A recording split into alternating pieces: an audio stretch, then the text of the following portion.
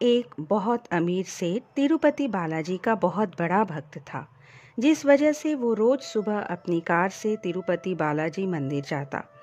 वह जब भी मंदिर जाता, मंदिर की सीढ़ियों पर दो भिखारी बैठा करते थे। अब सेठ जब भी सीढ़ियों से आता जाता, तब पहला भिखारी बोलता, हे ईश्वर, तूने सेठ को बहुत कुछ दिया है, मुझे भी दे दे। दूसरा भिखारी बोलता, हे सेठ जी, ईश्वर ने तुझे बहुत कुछ दिया है, मुझे भी कुछ दे दे। यह सुन पहला भिखारी दूसरे भिखारी से कहता, ईश्वर से मांग, वह सबकी सुनने वाला है, वो ही सबको देता है, वही सबका ध्यान भी रखता है। हम सब पर एक दिन उनकी कृपा जरूर होगी। अरे, देने वाला ये सेठ कौन होता है? सब्र रखो और दिल से ईश्वर की भक्ति करो। तभी दूसरा भिखारी उसे कहता है, चुप कर मूर्ख।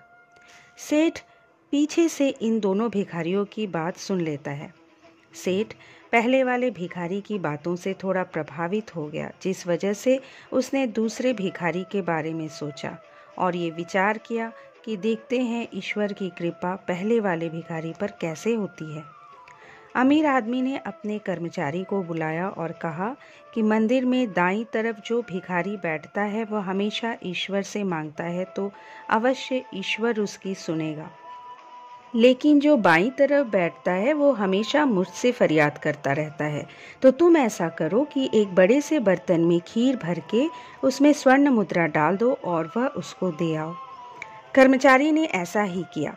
अब वह भिखारी मजे से खीर खाते खाते दूसरे भिखारी को चिढ़ाता हुआ बोला, बड़ा आया, ईश्वर देगा, यह देख, सेठ से मांगा, मिल गया ना। खाते खाते जब पहले भिखारी का पेट भर गया, तो उसने बची हुई खीर का बर्तन उस दूसरे भिखारी को दे दिया और कहा, ले पकड़, तू भी खा ले मूर्ख। इतना कहकर पहला भिखारी वहां से चला गया। अगले दिन जब वह अमीर व्यक्ति आया, तो उसने देखा कि बाईं तरफ वाला भिखारी तो आज भी वैसे ही बैठा है, लेकिन दाईं तरफ वाला भिखारी गायब है। अमीर व्यक्ति ने चौंक कर उससे पूछा, क्या तुझे खीर से भरा बर्तन नहीं मिला? भिखारी ने कहा, जी मिली थी मालिक, क्या स्वादिष्ट खीर थी, मैंने खूब पेट भर कर खाई।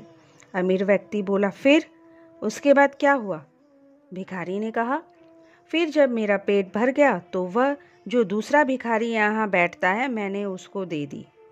मूर्ख हमेशा कहता रहता है, ईश्वर देगा, ईश्वर देगा, तो मैंने कहा, ले, बाकी बची हुई तू खा लेना।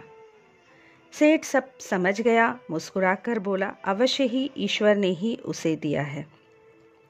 तो दोस्तों, इस कहानी से ये बात साबित होती है कि करने वाला तो ईश्वर ही है, हम इंसान तो मात्र एक जरिया है।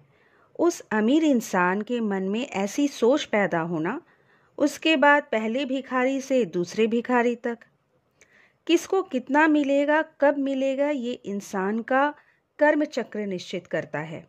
इंसान का भाग्य भी उसके किए जाने वाले पुरुषार्थ यानी कर्म से बनता है।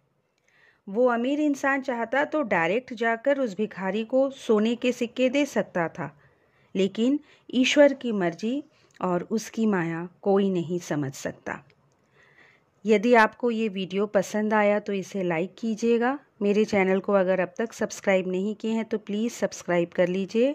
अगली बार एक नए वीडियो के साथ आपसे फिर मिलते हैं। नमस्कार।